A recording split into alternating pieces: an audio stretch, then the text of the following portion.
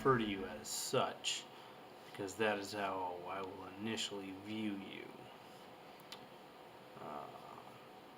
President Kennedy once said our most basic common link is that we all inhabit this planet. We all breathe the same air, and we all cherish our children's futures.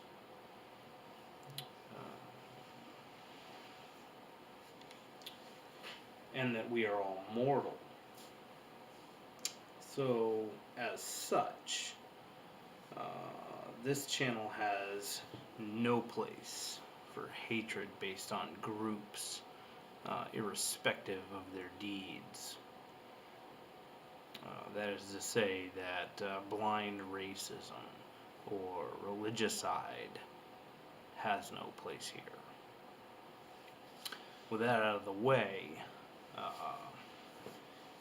my intent with this channel is twofold. First, emergency preparedness for localized emergencies, small scale life emergencies, up to local weather emergencies, and climbing the spectrum to any possible eventualities, up to and including a full-on grid-down scenario. And secondly, I created this channel to explore philosophy as it pertains to humanity and civilization at large. As far as what is in a name, I chose the handle Lone Viking on Stamford Bridge. Excuse me, Stamford Bridge, for its not so subtle relevance. For you history buffs out there, the year 1066 is an important one. The English king, William the Confessor, passed away on the throne. Without a son, his heir became Harold Godwinson. And because there's a few Harolds in this story, I will refer to him as King Godwinson. Well, King Godwinson did not have an easy succession to the throne. There were multiple players in Europe who decided to stake a claim to the English throne. One was William the Conqueror, out of Normandy, France. The other was King Harald Hardrada, a Norwegian king, a Viking king. So, King Harold Godwinson had his work cut out for him in his first year, or early in his reign.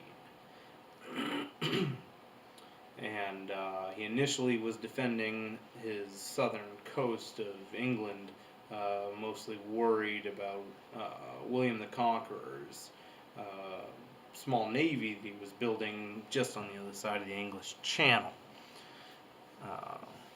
Meanwhile, King Harald Hardrada of Norway was sailing a massive Viking fleet towards the northeastern coast of England.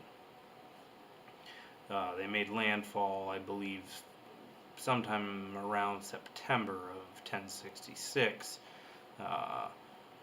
They, with a force of somewhere in the neighborhood of 9,000 Viking warriors, and they invaded northern England and essentially sacked York.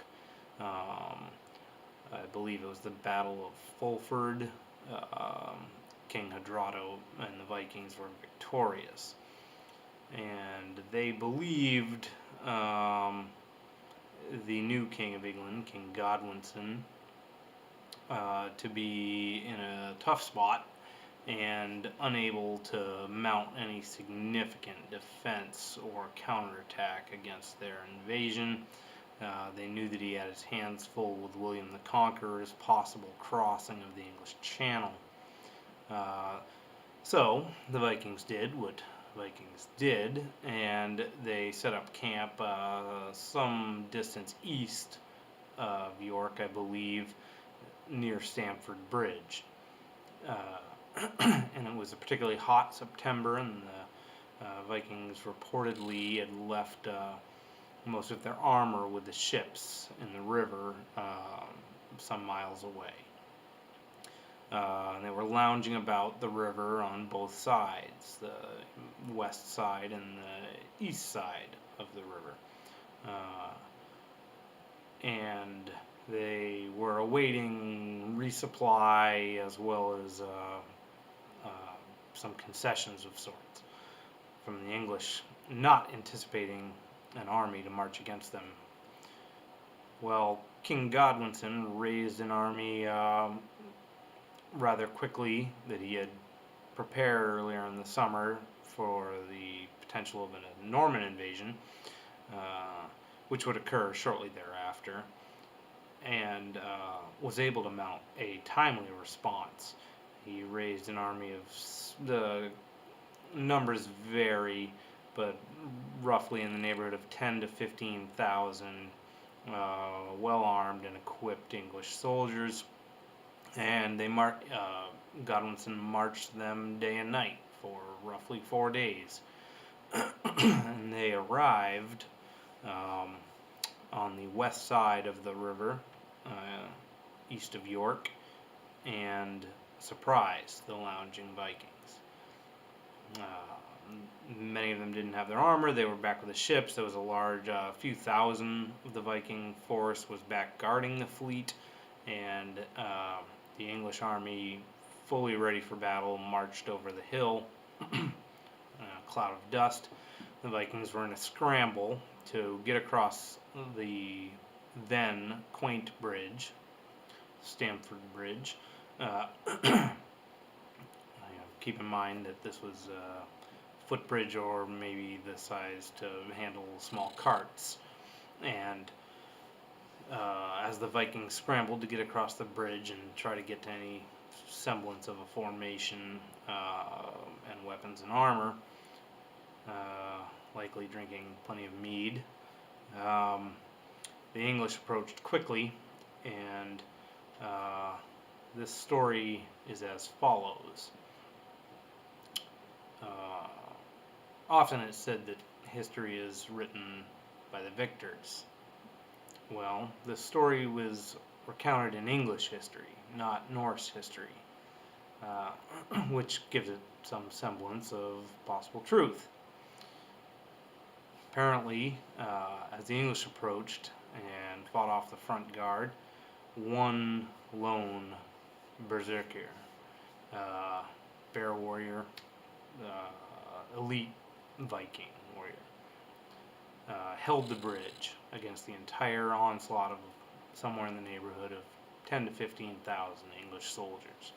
Of course, this is a bottleneck situation, so only so many English soldiers can cross the bridge at any given time. But this one lone berserker wielding a giant axe was able to hold that entire 10 to 15,000 well-armed English army at bay for over an hour. One lone berserker. Now keep in mind, the berserkers used mushrooms, and they ground them up and made them into a tea that gave them somewhat of a psychotic state of mind before they entered battle. So the ability to stand there and take a bludgeoning and continue to fight is something that is seen in the modern world as well. I'll point out some examples in future videos. But this lone berserker held the bridge for over an hour, slaying, according to English history, over 40 or more English soldiers. Eventually, the English sent a soldier or more in a boat down the river, and they were able to spear the Viking up through the boards, planks, if you will, of the bridge in the groin, and eventually disarm him and overcome him. The English went on to win the battle,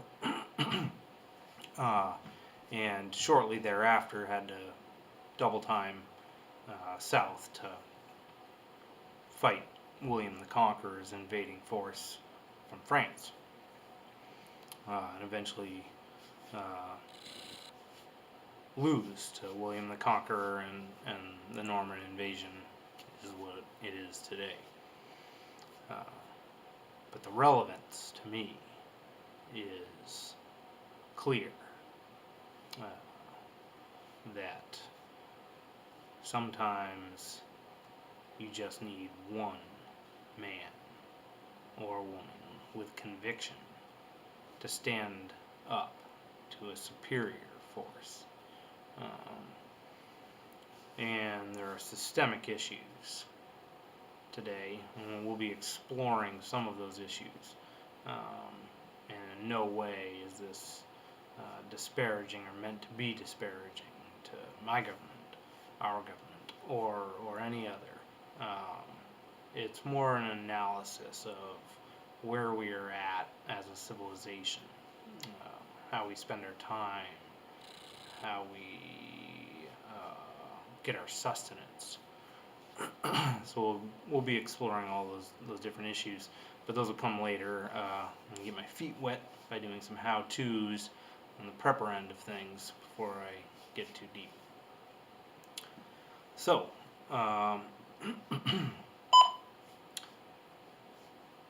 if